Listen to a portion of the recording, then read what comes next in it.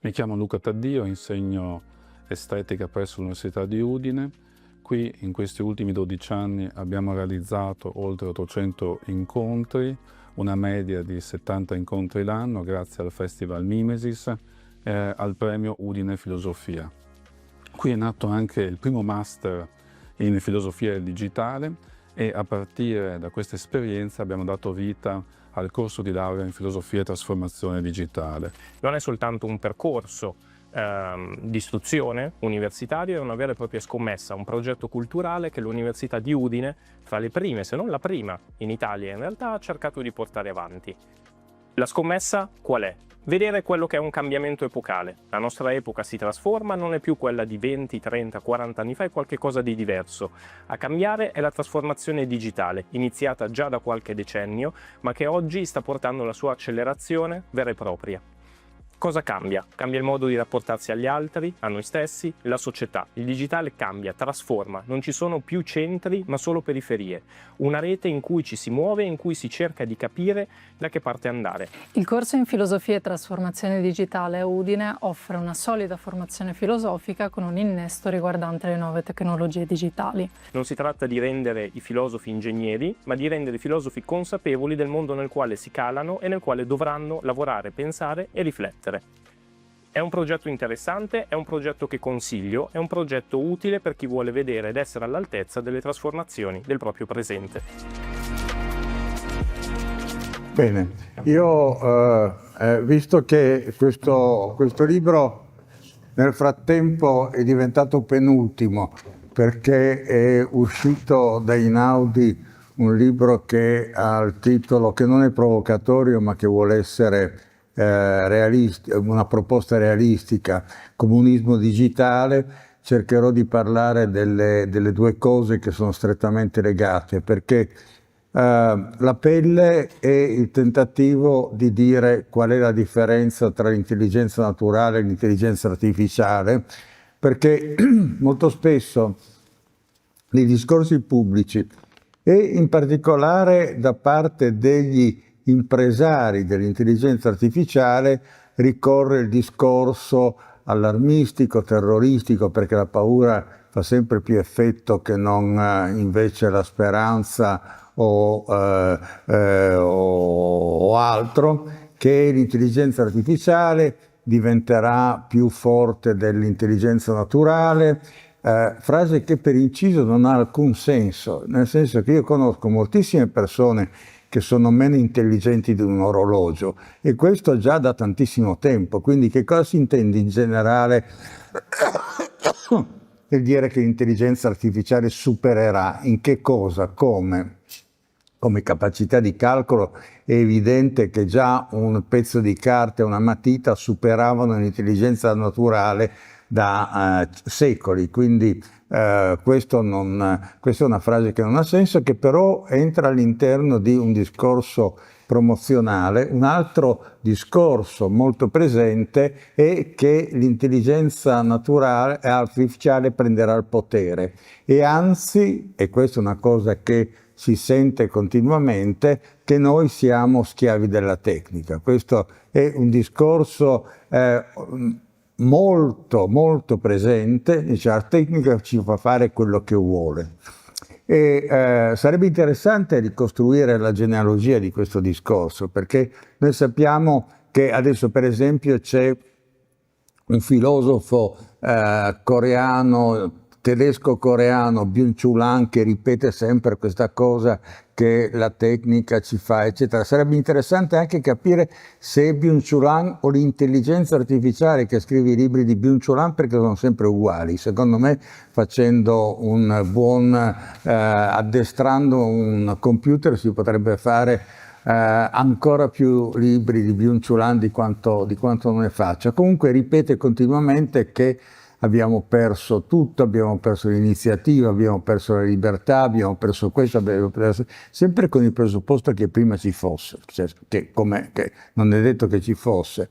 Ma comunque, se vogliamo fare la storia di questa idea secondo cui, cioè, i due grandi punti davvero terroristici dell'intelligenza artificiale. Primo, che diventa più intelligente di noi, secondo che ci comanda, che è tutta la vecchia storia del golem o la vecchia storia di 2001 Odissea nello spazio, in cui il computer vuole prendere, è sempre una paura, come si tira fuori il babao. L'altro elemento del babao è appunto l'intelligenza l'artificiale, la tecnica che ci comanda. E se vogliamo vedere l'origine di questo discorso è Heidegger, che nel 1949 fa a Brema una conferenza alla questione della tecnica, che poi sarà ripresa da tutti, anche da Severino tantissimo, Umberto Galimberti uguale. C'è tutto questo discorso che è la tecnica che ci comanda, siamo schiavi, abbiamo perso tutto, eccetera. Però sarebbe interessante oggettivamente, io credo, vedere chi è stato il primo a fare questo discorso, e non è stato Heidegger nel 49, ma è stato nel 46, 3 anni prima, Albert Speer, che era il ministro degli armamenti tedeschi a Norimberga. Si è salvato la vita dicendo, perché aveva delle imputazioni molto gravi, come potete immaginare, essendo stato responsabile dell'industria bellica tedesca e avendo non solo adoperato come schiavi migliaia di esseri umani, prigionieri, ebrei, eccetera, ma avendo contribuito al prolungarsi di una guerra che era diventata terribile tanto per i tedeschi quanto per gli altri. Comunque lui ha fatto questo discorso che si trova anche nelle memorie di Speer, e si può trovare anche, se volete, su YouTube. Mettete Speer Final Declaration Nuremberg e lo vedete che fa questo discorso. Sì, sono stato colpevole, però la Germania aveva dei sistemi tecnici così raffinati che trasformavano chiunque nell'esecutore degli ordini. Quindi non era responsabile nessuno, perché era responsabile la tecnica. Allora notate che quando noi diciamo siamo schiavi della tecnica, ci stiamo sgravando delle nostre responsabilità. Cioè, ed è generalmente così,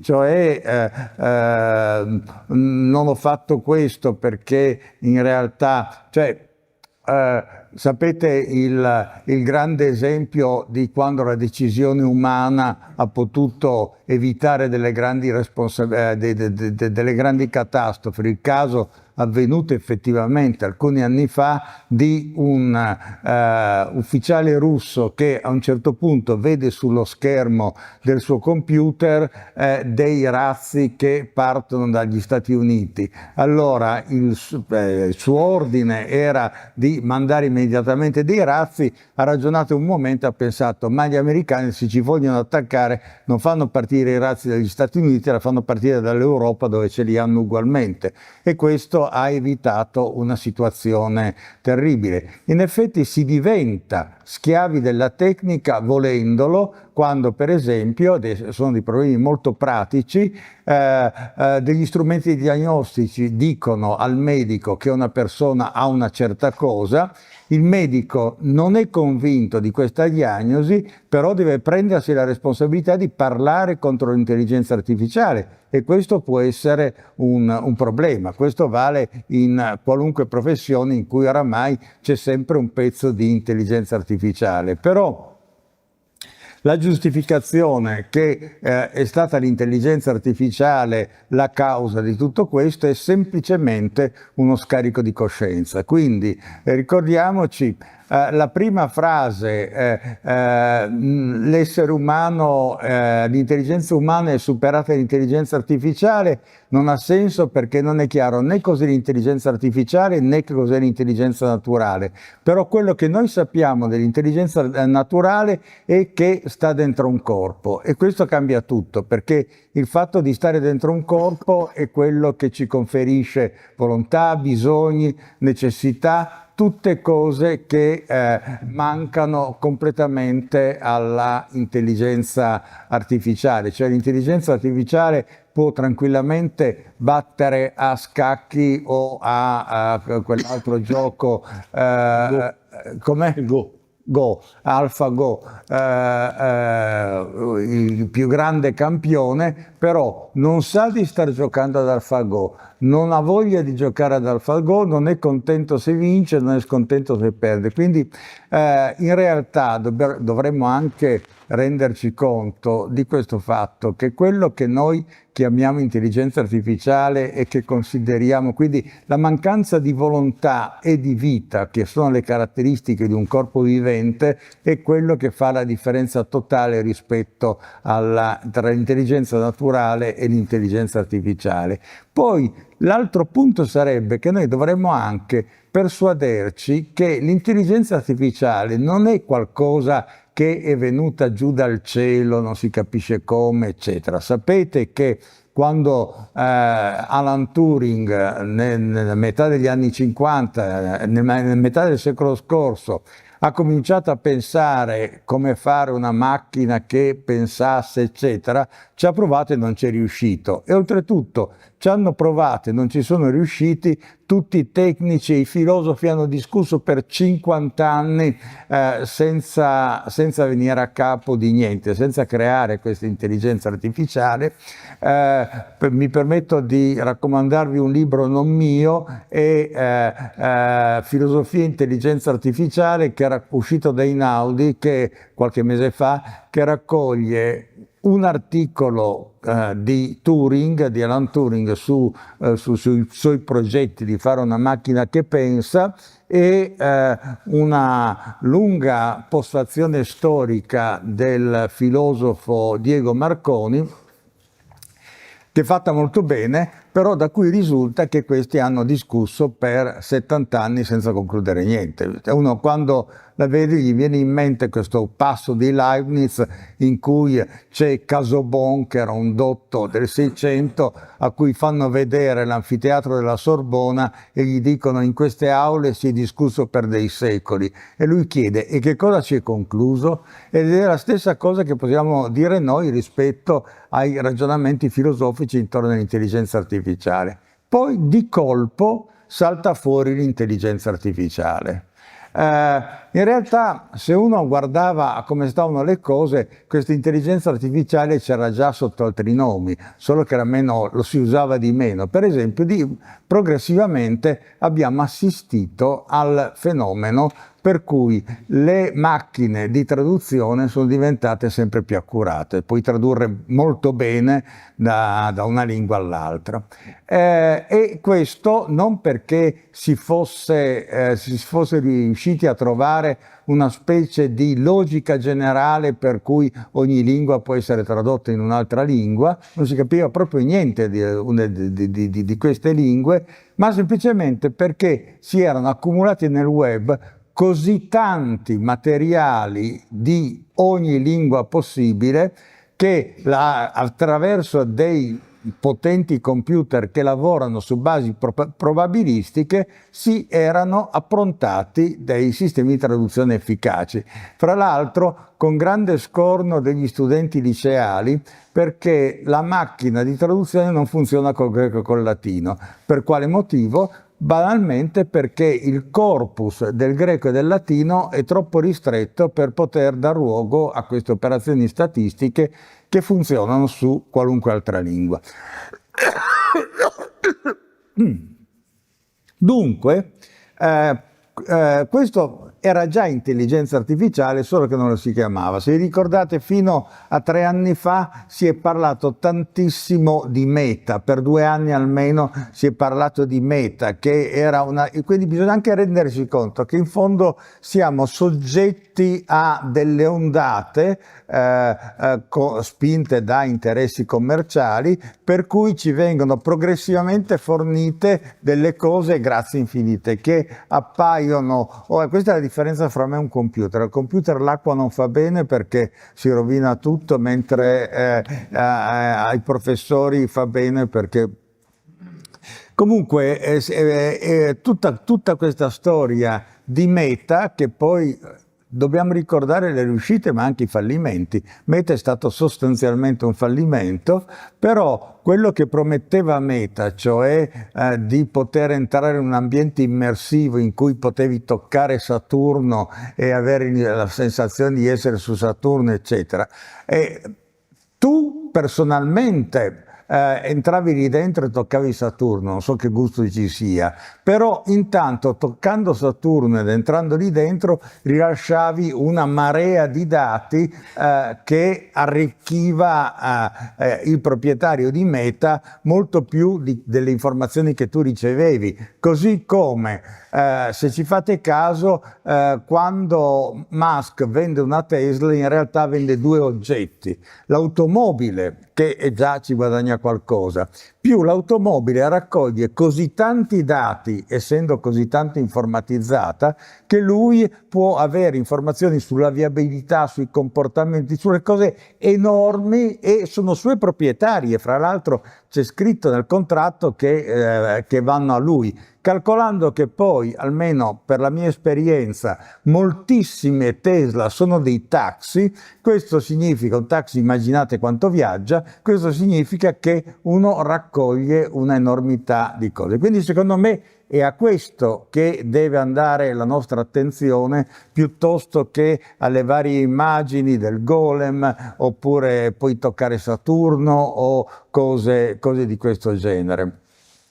Allora, se guardiamo a questo, in fondo, quello che chiamiamo intelligenza artificiale e di cui si è cominciato a parlare all'incirca dal novembre del 22, è in realtà semplicemente una impresa commerciale utilissima, che nasce da questa constatazione.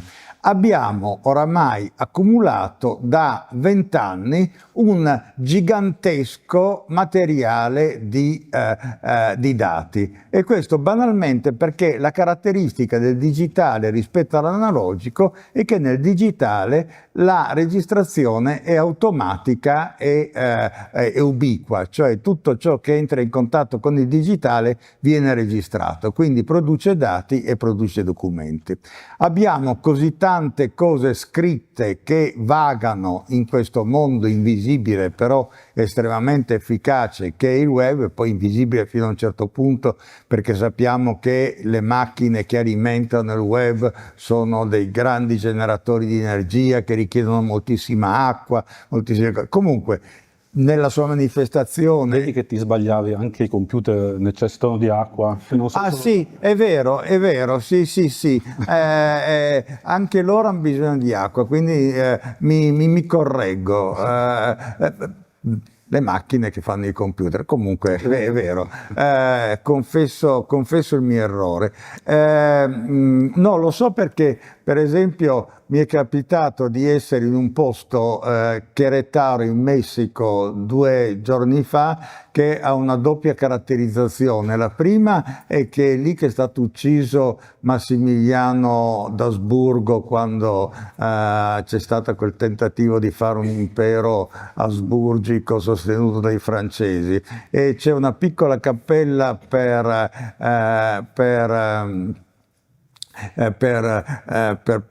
Massimiliano d'Asburgo e una statua gigantesca per Benito Juárez, che è quello che ha ammazzato Massimiliano d'Asburgo, perché, come dire, il vincitore ha sempre dei vantaggi anche rappresentativi. Comunque questi abitanti di questo luogo hanno dei grossi problemi perché è stato impiantato delle macchine che non sono messicane, sono di produzione americana, per generare tutta questa energia, e questo richiede moltissima acqua e loro così sono rimasti senza acqua perché è finito ad alimentare queste cose. Quindi sono dei casi su cui c'è molta sensibilità. Comunque tutta questa energia poi va a mettere nel web una gigantesca quantità di dati, per esempio appunto che cos'è Querétaro, che cosa è successo a Querétaro, chi ha vinto, chi ha perso, i contratti di compravendita, come si parlano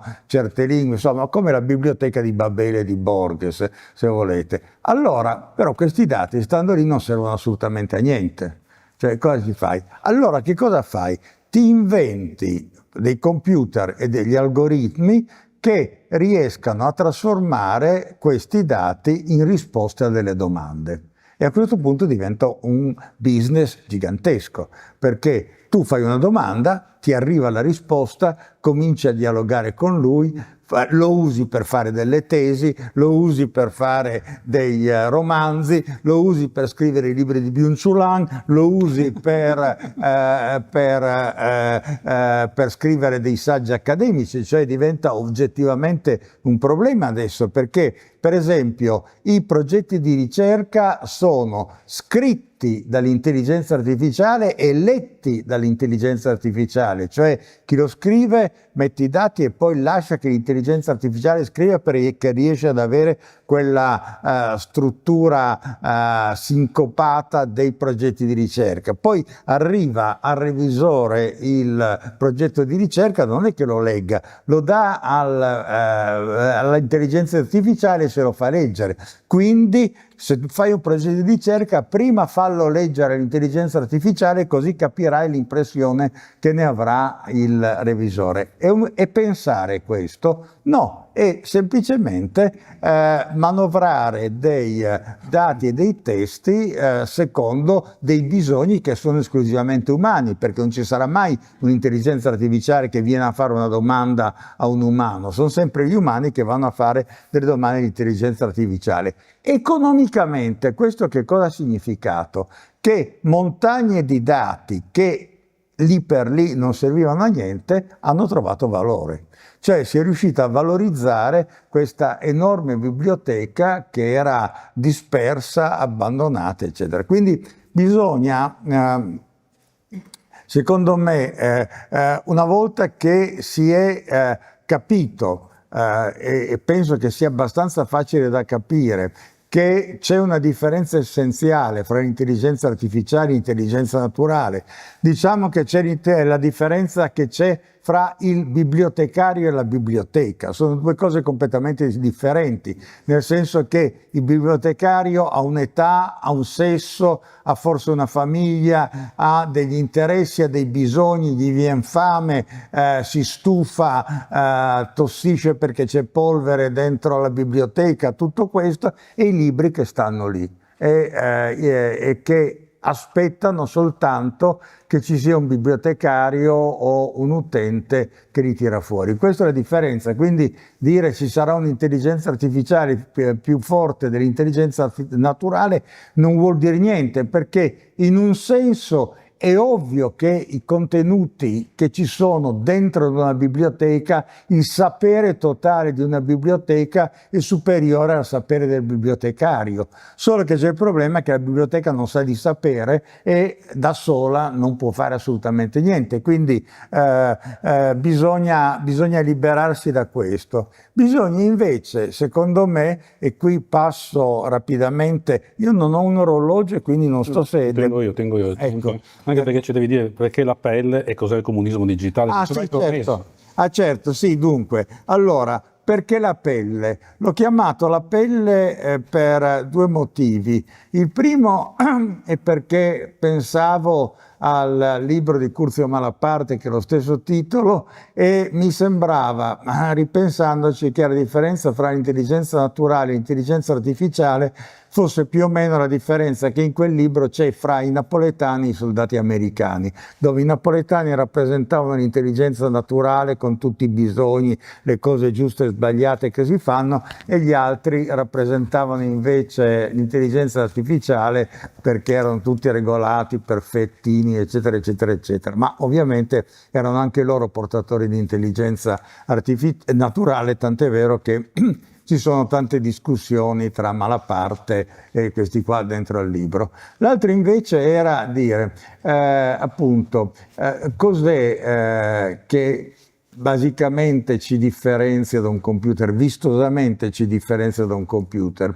Ci differenzia il fatto che noi abbiamo la pelle e il computer no, che sembra molto poco, invece segnala che noi siamo degli organismi, che questa pelle è essenzialmente il nostro essere nel mondo. Il nostro essere nel mondo e le nostre relazioni passano essenzialmente attraverso la pelle. Fra l'altro c'è anche una storia interessante che aveva già proposto Freud in Al di là del principio di piacere e che si ripresenta dentro alla scienza contemporanea, e cioè che dalla protocellula da cui noi deriviamo tutti quanti, ognuno deriva da una cellula originaria, c'è un foglietto esterno, e questo foglietto esterno evolve in due direzioni. Una parte diventa la pelle, quello che ci circonda, e l'altro diventa la corteccia cerebrale.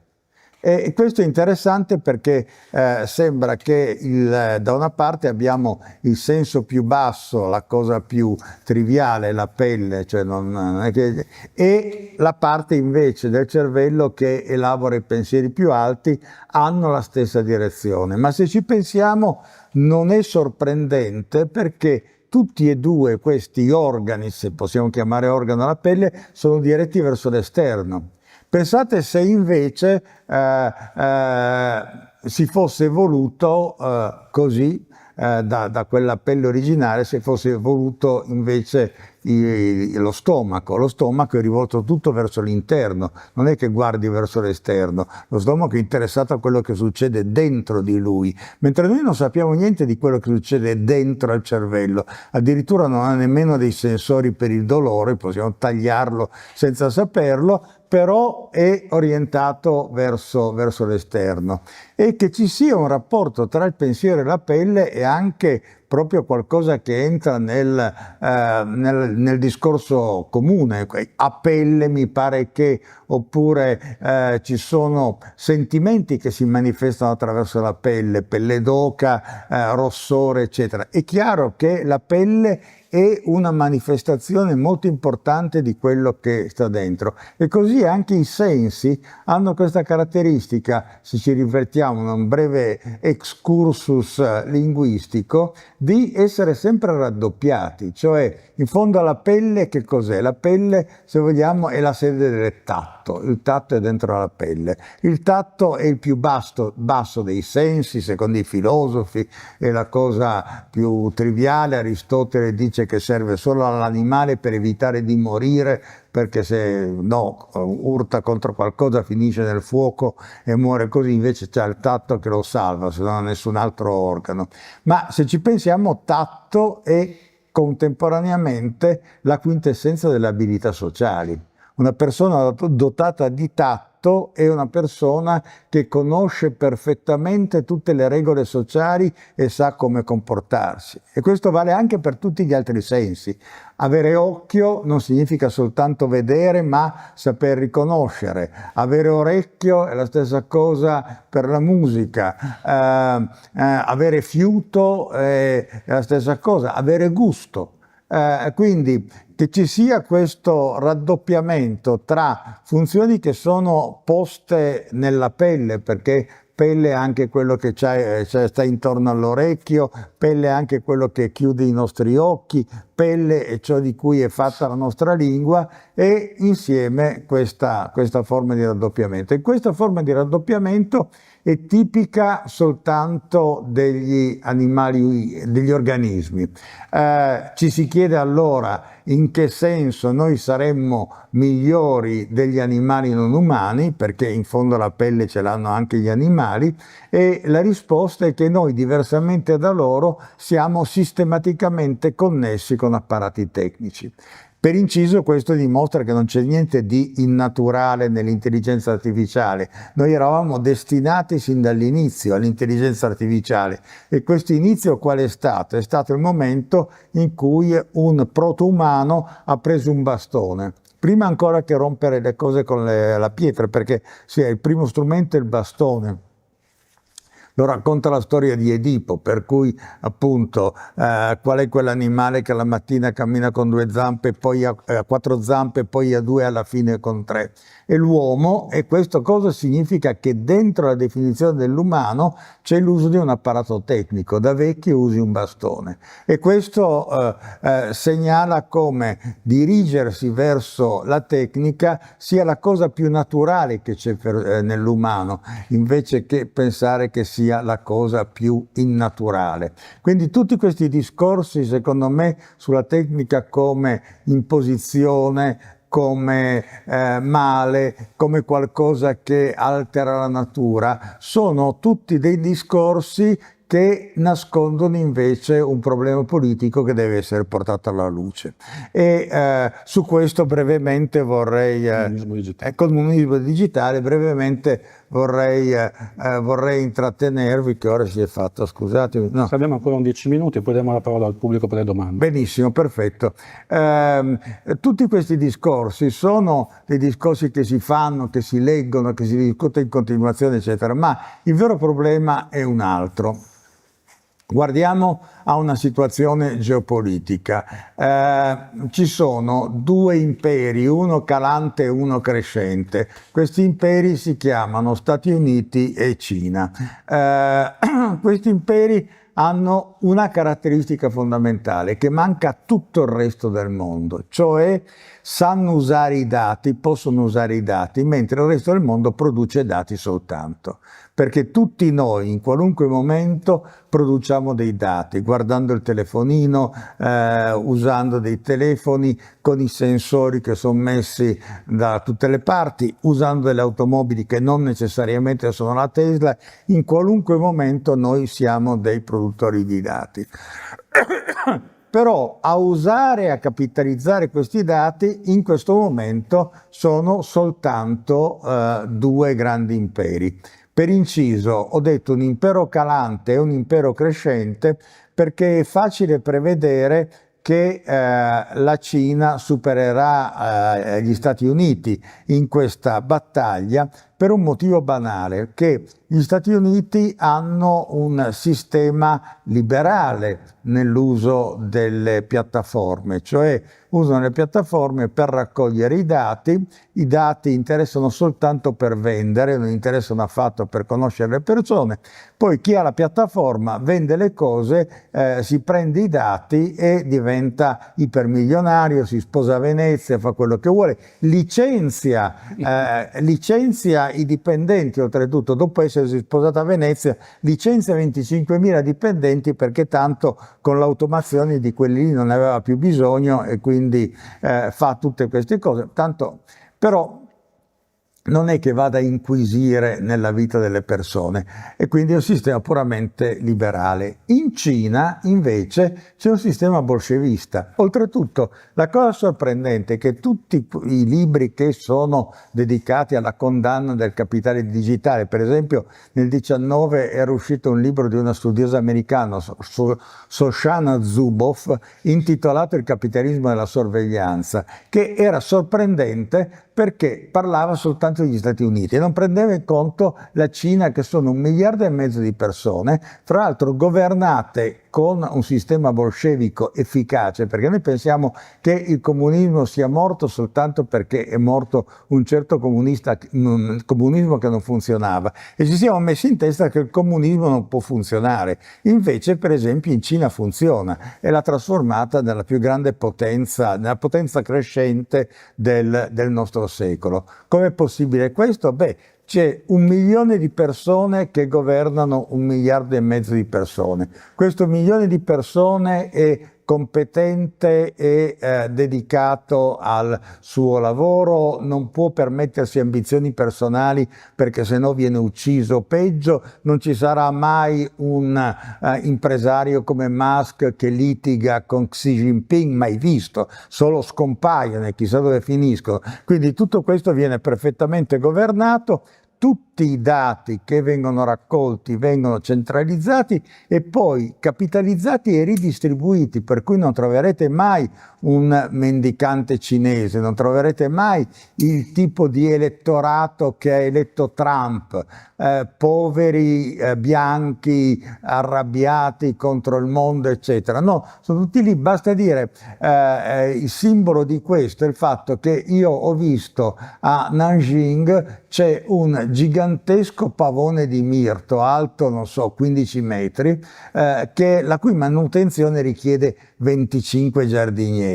Allora uno si chiede perché devi avere un pavone di mirto e perché devi avere 25 giardinieri. È chiaro che è un modo per pagare i giardinieri, oppure entri in stazione, hai il tuo biglietto col QR code, ma invece che fare come nel resto del mondo che appoggi il QR code, c'è un signore in uniforme con i guanti bianchi che ti prende il biglietto, lo appoggia lì e poi te lo ridistribuisce. Quindi tutta questa è ridistribuzione del capitale, che fa sì che ci sia un mondo molto coeso e credo anche molto spaventato in Cina, e una stabilità che sicuramente non si può immaginare in altri luoghi. Il fatto di poter avere questi beni è però anche ciò che produce appunto la totale libertà della vita cinese, quindi sei controllato fino all'ultimo dettaglio, perché se hai i dati, oltretutto non usano neanche i soldi, pagano solo col telefonino, quindi è tutto completamente centralizzato, non ci sono neanche la mediazione delle banche, di quella piccola cosa del segreto bancario, di qualche resistenza, niente, sei totalmente trasparente, perché la caratteristica del capitale digitale rispetto al capitale o industriale o finanziario che c'era prima e che è destinato a stare subordinato al capitale digitale, ed è una cosa, allora dico in breve le caratteristiche di questo capitale digitale, perché noi spesso non ci pensiamo, e invece sarà il capitale che dominerà il nostro tempo. Per inciso, nel 13, se non sbaglio, era uscito un libro di un economista francese, Thomas Piketty, che era stato molto seguito, che si intitolava Il capitale del XXI secolo e parlava del capitale finanziario e diceva che questo sarebbe stato il capitale del XXI secolo. Un errore di previsione clamoroso fra i tanti che fanno gli economisti, che sembrano specializzati nello sbagliare le previsioni. Comunque invece è venuto fuori un altro capitale. Il capitale digitale che caratteristiche ha? Io ne ho individuate 5. Scusate la pedanteria. Primo è invisibile, e questo ha un vantaggio enorme. Essere veloci e invisibili in guerra è come l'aereo invisibile con cui gli americani bombardano l'Iran, eccetera. Questo è un vantaggio. Non ci pensiamo, no? Non pensiamo, per esempio, quando diamo ok per l'uso di cookies mentre stiamo cercando un ristorante, che con questo stiamo firmando un contratto che autorizza l'altra parte a prendere tutti i nostri dati. Non lo sappiamo e invece lo facciamo, quindi è invisibile. È nuovo, questo dobbiamo consolarci, perché non esisteva fino appunto a pochi anni fa. Piketty poteva ancora far questo, e del resto lo stesso Zuckerberg, quando ha aperto Facebook, non pensava che avrebbe fatto soldi con i dati. Il suo business plan era: faccio un giornale senza giornalisti perché i contenuti li mettono i lettori, non ho spese di distribuzione, a questo punto guadagno con gli spazi pubblicitari. E questa era la sua cosa. E solo dopo che ha capito che la vera ricchezza stava nei dati, che ti permette di sapere così tanto e di potere così tanto, perché questa è la terza caratteristica del capitale digitale, cioè che è estremamente ricco, nel senso che già banalmente, se io, cioè una banconota non dice niente di me, niente. Può essere di chiunque, eccetera, è perfettamente muta. Non dice per cosa è stata usata. mentre un acquisto online dice tutto di me. Chi sono, dove sono, che abitudini ho, eccetera. Ed è per questo che, per esempio, Bezos con Amazon riesce a prevedere i comportamenti d'acquisto dei suoi utenti, a certi manda dei prodotti che non hanno neanche chiesto perché sa che li vogliono, e questi generalmente li tengono. Lo spazio di rese è minimo in questa direzione, il che peraltro ci fa riflettere su un carattere. Questa grande ricchezza del capitale digitale può diventare anche una grande risorsa per lo studio dell'essere umano. Noi abbiamo sinora avuto pochi e scarsi dati sull'essere umano, perché gli esseri umani è difficile contattarli, perché sono tanti, spesso mentono quando sono consultati, tipico i sondaggi elettorali. Ai tempi di Berlusconi nessuno diceva di votare Berlusconi, poi vinceva sempre Berlusconi, il che lascia supporre che ci fossero menzogne in tutto questo, mentre il tuo comportamento, così come è registrato online, sei tu, non ci sono menzogne su questo. Inoltre, e questo è un aspetto interessante che mi porta alla mia proposta di comunismo digitale, è un capitale, è un capitale rinnovabile, nel senso che un dato è un bene immateriale. La caratteristica dei beni immateriali è che si possono condividere, cioè io posso darlo a qualcuno continuando ad averlo. Per esempio, questo discorso, io non è che perda quello che vi ho detto nel momento in cui lo dico, continuo a sapere o non sapere le cose che vi dico e voi sentite quello che vi dico. Così esiste una legge europea che permette a ogni cittadino europeo di avere accesso ai propri dati digitali, averli indietro. Nessuno lo fa ovviamente perché i tuoi dati non ti interessano, e poi capirli è un'impresa, perché non è che sia una cosa come ti mandano in un libro e dice la vita di Ferrari, no, ti arrivano delle cose complicate che non sei capace con i tuoi strumenti di decifrare.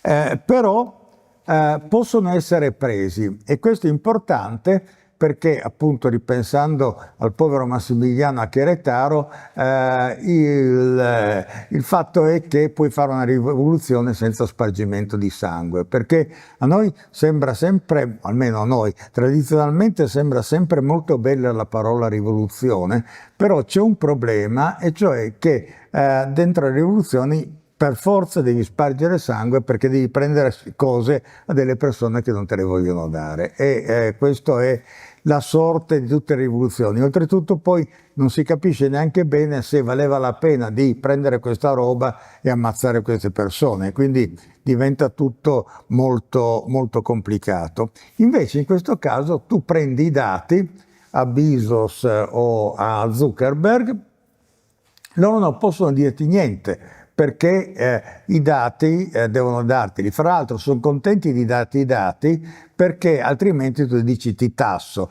e visto che loro non vogliono essere tassati, e soprattutto se provi a tassarli, Musk mette un dazio del 3000% sulle biciclette, per esempio, a questo punto non ti impegni in quest'opera di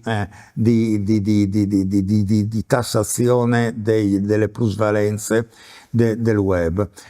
Ultimo punto, quindi dicevo che sono invisibili, sono nuovi, sono ricchi, cosa importantissima anche per il sapere. Pensate quanto sono ricchi i dati medici, quante cose ci dicono i dati medici che non sapevamo, e questo è già molto importante per la medicina. Lo sarebbe molto di più se la medicina potesse avere molti più dati. Invece il paradosso è che se sei un medico, avere dei dati è molto difficile, perché devi chiedere un mare di autorizzazioni per ragioni di privacy. Nel frattempo la piattaforma ha preso tutti questi dati gratis e li adopera nel momento in cui, per esempio, Google ha proposto un sistema sanitario nazionale per gli Stati Uniti, perché aveva tutti i dati, e forse non sarebbe stato neanche così male, perché gli Stati Uniti continuano a non avere un sistema sanitario nazionale.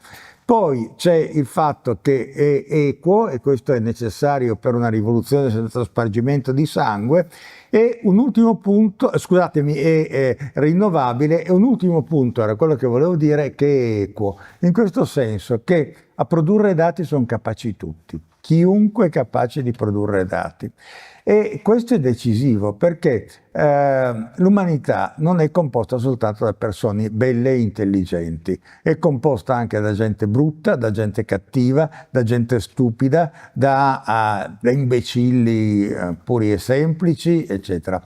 Tu non puoi fare una riforma sociale che parta dall'idea che le persone siano tutte belle e intelligenti. Purtroppo la sinistra fa sempre delle riforme che presuppongono che le persone siano belle e intelligenti. La destra parte dall'idea che siano brutte e stupide e dunque la destra vince. I dati invece sono equi, nel senso che ripeto, un cretino che guarda un film pornografico o un genio che sta scrivendo le equazioni più sublimi producono lo stesso numero di dati, perché poi banalmente sono dati di consumo, tipo che cosa fai, e non interessa che cosa fai statisticamente, anzi lo stupido è più importante del genio perché è raro.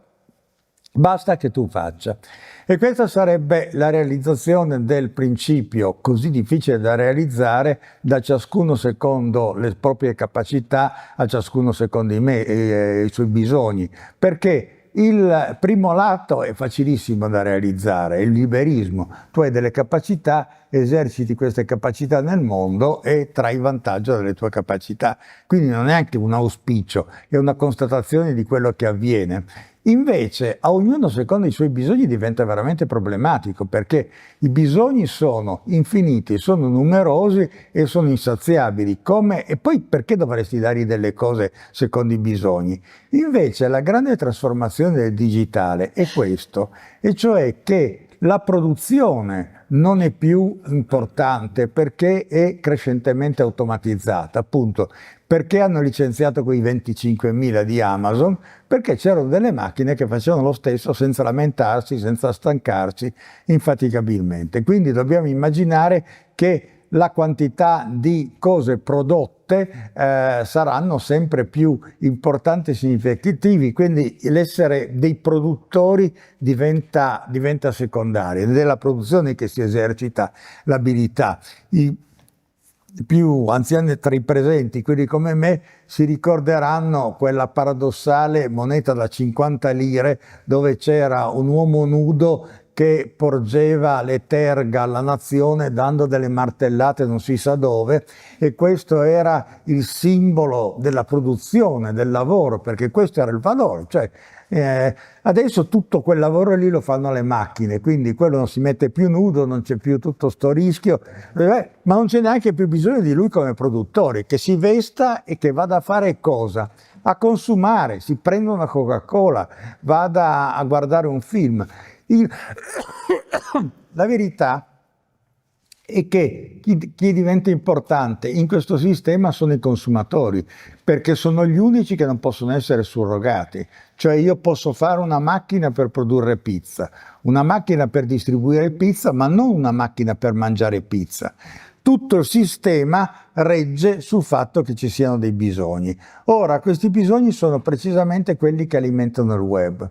E il web non esisterebbe, tutto questo capitale digitale non esisterebbe se non ci fossero i bisogni umani, che diventano quindi la grande forza di produzione dell'avvenire. Non sarebbe neanche una novità nella storia umana, perché noi siamo abituati a pensare che gli umani siano sempre stati l'Homo faber. Invece, come sappiamo, l'Homo faber ha 10.000 anni di vita. Prima erano cacciatori e raccoglitori che non lavoravano nel senso normale del termine, si procuravano soltanto sostentamento, e fino a non molto tempo fa c'erano classi intere che avevano come orgoglio il fatto di non lavorare. Fino alla Rivoluzione francese i nobili consideravano vile lavorare, così come lo pensavano i senatori romani. Il negozium non era degno di loro, era l'ozium nel senso del leggere, del scrivere, eccetera. Tanto avevano un sistema automatizzato che funzionava benissimo, gli schiavi, quindi questo poteva funzionare in quei tempi lì. Adesso, se ci pensate, visto che è sempre all'onore della cronaca, la famiglia reale inglese chiama se stessa the firm, cioè la ditta. Lì addirittura una famiglia reale si chiama ditta per far vedere che lavorano anche loro. Devono dimostrare che persino William lavora, che l'altro lavora, che tutti hanno un lavoro, che fanno cose di beneficenza, che questo è un lavoro, cioè c'è l'idea della centralità del lavoro. Ma la verità è che il lavoro non è più importante rispetto al consumo e dovremmo essere sempre più abituati ad immaginare la cosa in questi termini. Allora, e per concludere, in cosa abbiamo visto che cosa si può fare di questo capitale digitale? C'è l'uso liberale, che significa che ci sono pochi che prendono tutto, ma in cambio non controllano la vita delle persone, prendono soltanto i soldi. E qui si apre un circolo perverso, perché le persone che restano senza soldi si disperano, si arrabbiano e a questo punto vogliono fare un voto antisistema. Volendo fare un voto antisistema, chi votano? Trump. E Trump chi sostiene?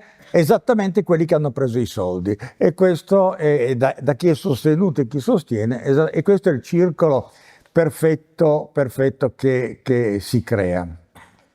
Poi, come abbiamo visto, c'è il sistema bolscevico cinese che funziona meglio, sia perché ridistribuisce i soldi, sia perché è un'unica cosa il controllo dei dati, quindi l'economia e la decisione politica. Sono unificate, mentre per esempio in America non sono unificate.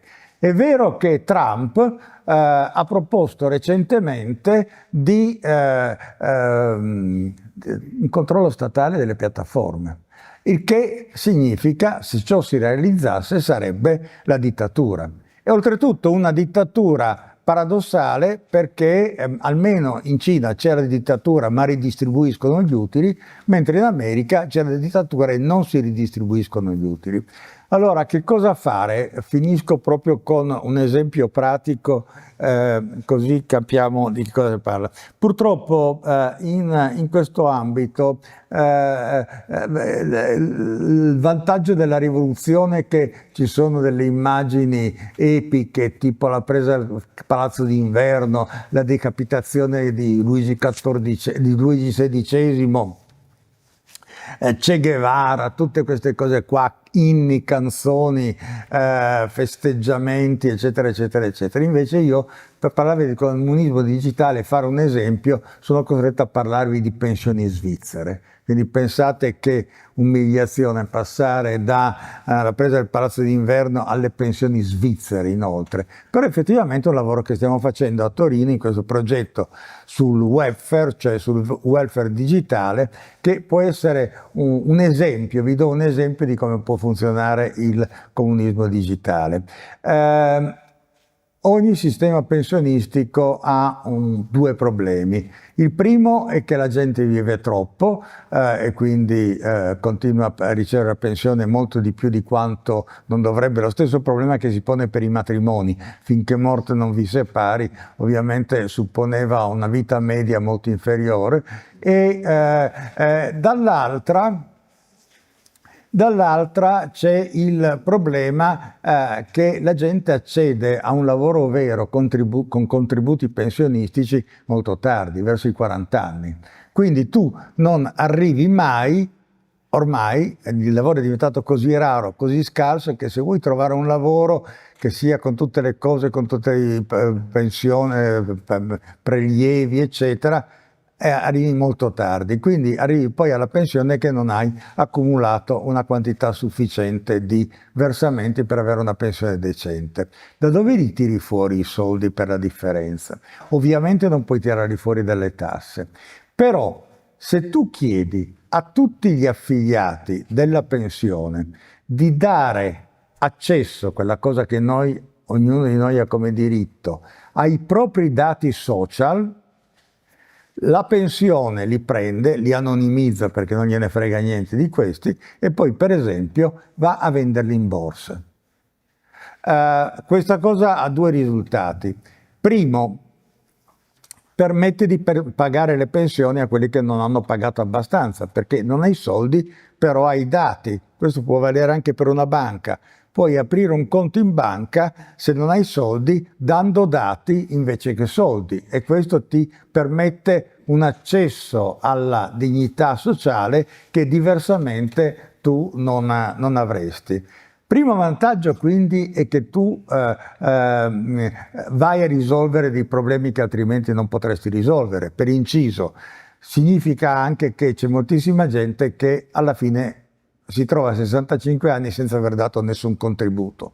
Una casalinga, oppure uno che prima ha fatto il disc jockey fino a 45 anni, poi ha fatto il riparatore di automobili, o poi c'è tutte quelle vite un po' anomale che succedono, e quindi questo a 65 anni è stanco, però non può avere la pensione. Invece la proposta è: questo dà i propri dati alla pensione, e al raggiungimento del 65esimo anno, e non invece durante tutta la sua vita, e oltretutto con possibilità di truffe evidenti come nel caso del reddito di cittadinanza, che non ha funzionato anche perché non c'era nessuno strumento per controllare se questi qua avevano diritto o no, mentre qui capisci molto bene che qualcuno non ha i soldi perché non te li dà, invece ti dà i dati, e poi alla fine del percorso questo qua a 65 anni si trova una pensione.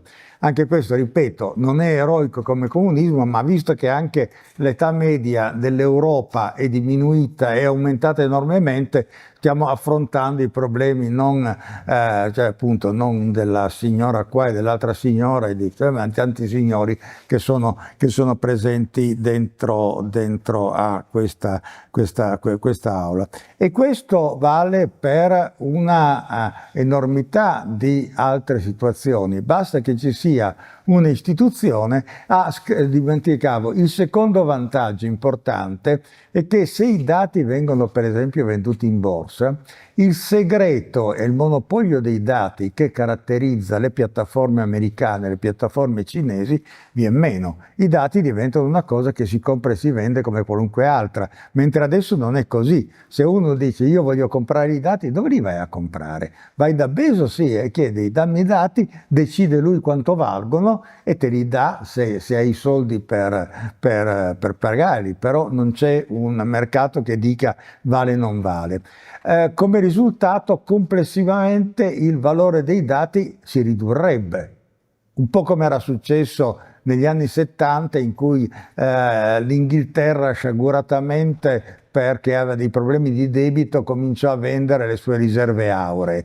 Il risultato fu che il valore dell'oro diminuì, e questo fu una tragedia per tutti, compresa l'Inghilterra. Ora invece che il valore dei dati diminuisca, colpisce al momento soltanto i paperoni americani, i quali di colpo, invece che avere 500.000 miliardi di dollari, si troveranno ad avere 100.000 miliardi di dollari, che è tanto, ma non è quella enormità. Quindi invece che maledirli astrattamente, che tanto mentre li malediamo, quelli che protestavano contro il matrimonio di Bezos sicuramente stavano producendo dati per Bezos, e quindi lui era solo contento di questo, mentre in questa maniera ci sarebbe effettivamente un calmierare un bene che al momento è raro mentre è diffuso. Questo sarebbe estremamente importante per l'Europa, perché considerate che l'Europa in questo momento è entrata a far parte del sud del mondo. Una volta si diceva il sud del mondo e l'Europa non era dentro al sud del mondo. Adesso lo è. Perché? Perché condivide con il sud del mondo la caratteristica di produrre dati e di non capitalizzarli e non valorizzarli. Questa è la posta politica che si pone per il futuro. L'Europa è molto brava a fare delle norme che limitano l'accesso ai dati, però non è molto brava a capitalizzare questi dati. Ora invece lo si può fare. Il sistema che ho detto per le pensioni, che varrebbe per tutti i sistemi pensionistici europei, varrebbe ugualmente per le assicurazioni. Tu paghi la retta assicurativa con dei dati invece che con dei soldi. I dati possono essere capitalizzati, sono come dei soldi, tu sei assicurato però paghi molto meno. Questo varrebbe per gli ospedali. Un sistema sanitario nazionale si regge se può avere accesso ai dati e può ricavare del valore scientifico da questi dati o vendere a delle aziende questi dati, può pagare dei servizi che funzionano senza con questo trovarsi in difficoltà perché non ci sono le risorse. Cioè bisogna essere consapevoli del fatto che fare o non fare questa rivoluzione silenziosa dipende solo dalla nostra buona volontà. Non credere, cioè, che siamo schiavi della tecnica oppure che sono solo questi che rappresentano il capitale cattivo, come se ci fosse solo un capitale cattivo, in questo caso c'è un caso di capitalizzazione buona, ma invece pensare anche noi ai modi in cui si possono usare questi dati. E a coloro che si lamentano della privacy vorrei dire che questa privacy è sistematicamente violata da qualunque grande piattaforma e viene violata anche in maniera non dannosa, perché la notizia è questa: noi non importiamo a nessuno, cioè a dir tanto importiamo ai nostri cari, ma in generale non ne frega niente di noi altri. E quindi questa ossessione sulla privacy, come se avessimo dei segreti di Stato da nascondere, al massimo serve per gli investigatori matrimoniali o cose di questo genere, cioè per settori molto limitati. Per il resto non importa niente a nessuno. Invece i dati in quanto tali possono generare un benessere collettivo in un mondo che, ripeto, si sta avviando verso una totale automazione del lavoro e quindi una fine del lavoro come sistema di riconoscimento sociale, di valorizzazione sociale. Dovremo trovarne degli altri e sicuramente si possono avere tantissimi valori che non consistano nel dare martellate su un'incudine, e dall'altra parte dobbiamo essere consapevoli che se l'Europa non fa questa scelta imploderà schiacciata da Cina e Stati Uniti. Questo è il destino che ci aspetta, e non credo che sia un destino desiderabile, per cui io penso che primo, togliersi le paure rispetto all'intelligenza artificiale, secondo, capire qual è la vera posta in gioco dell'intelligenza artificiale, sia il compito che attende tutti noi, soprattutto i più giovani, perché ci avranno a che fare più a lungo nel nostro futuro. E terzo, non legge più Byung-Chul Han. No, c'è terzo, no, ma la cosa interessante è che almeno Byung-Chul adesso lui è stato insignito recentemente di un premio molto prestigioso, Principe de las Asturias in Spagna, un premio che è stato dato per esempio a Leonard Cohen, a Muti, eccetera, gli hanno dato questo premio.